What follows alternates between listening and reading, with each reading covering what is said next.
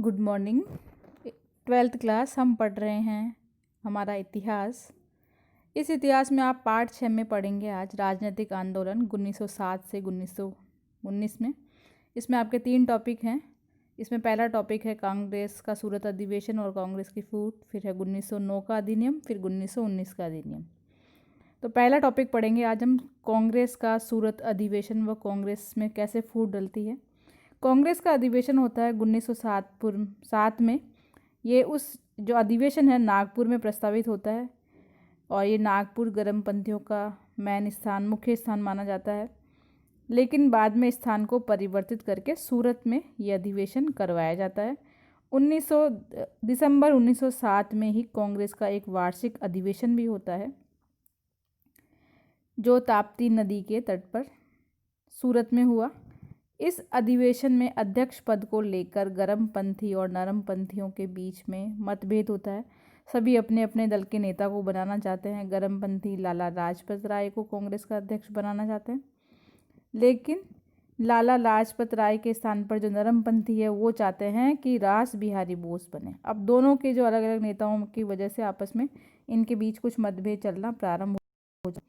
गर्मपंथी 1906 ईस्वी में जो कलकत्ता अधिवेशन में पारित, इन्होंने 3 प्रकार के जो हम पहले पढ़ चुके हैं।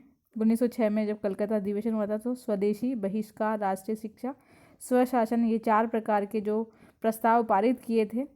ये चाहते थे कि अब 1907 में भी ये जो है चारों जो प्रस्ताव पारित किए गए हैं ये चलते रहें और इसका कार्य और बढ़ाना चाहते थे। लेकिन इन दोनों के बीच में विवाद इतना अधिक बढ़ जाता है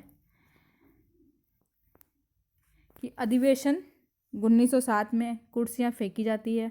अधिवेशन में एक अज्ञात व्यक्ति मंच पर जूता भी फेंकता है जो फिरोज शाह मेहता और सुरेंद्र नाथ को लग जाता है और जो पांडाल बना हुआ होता है उसमें भयंकर हंगामा होता है। गर्मपंथियों को कांग्रेस से निष्कासित कर दिया जाता है। उन्हें लगता है नरमपंथियों को कि ये सब कार्य जो है जूते फेंकने का, कुर्सियाँ फेंकने का कार्य जो है ये नरमपंथियों को लगता है कि ये गर्मपंथी कार्य कर रहे हैं, तो उनको कांग्रेस से हटा दिया जाता है। तो इस तरह से जो 2 दल थे, नरम दल और गरम दल, इन दोनों में ये बढ़ जाती है, दोनों का विभाजन हो जाता है और प्रयास किया जाता है बाल गंगाधर तिलक के द्वारा कि ये जो फूट है वो समाप्त हो जाए।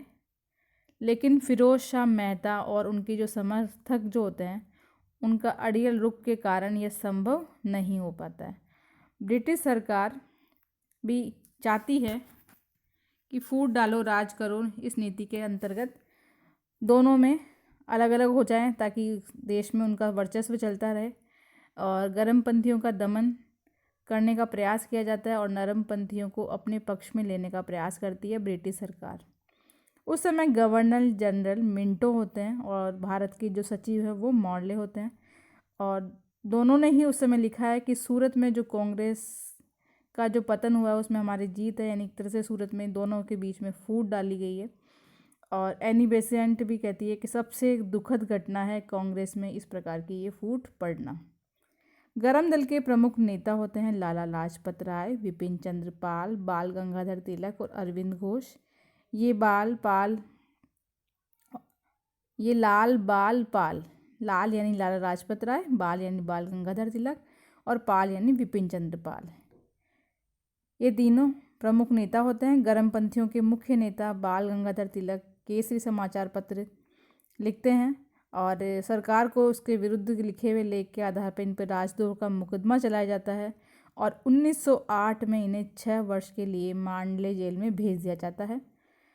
लाला लाजपत राय अमेरिका चले जाते हैं उसी समय जब ये फूट होती है नरम दल और गरम दल में 1907 में। विपिन चंद्र पाल भी अस्थायी रूप से राजनीति से संन्यास ले लेते हैं और अरविंद घोष वंदे मातरम समाचार पत्र के माध्यम से राष्ट्रीय विचारों को प्रसारित करते हैं। लेकिन 1910 में ये भी पांडिचेरी चले जाते हैं और राजनीति का पूर्णतः त्याग कर देते हैं।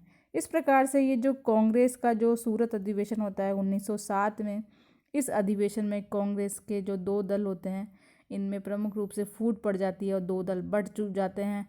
और अंग्रेजी सरकार, जो ब्रिटिश सरकार है, वो भी यही चाहती है कि कांग्रेस को हम, नरम दल को जो हम अपनी ओर मिला करके और इनको कुछ सहायक सहायक रूप में हम कार्य अपनाएं।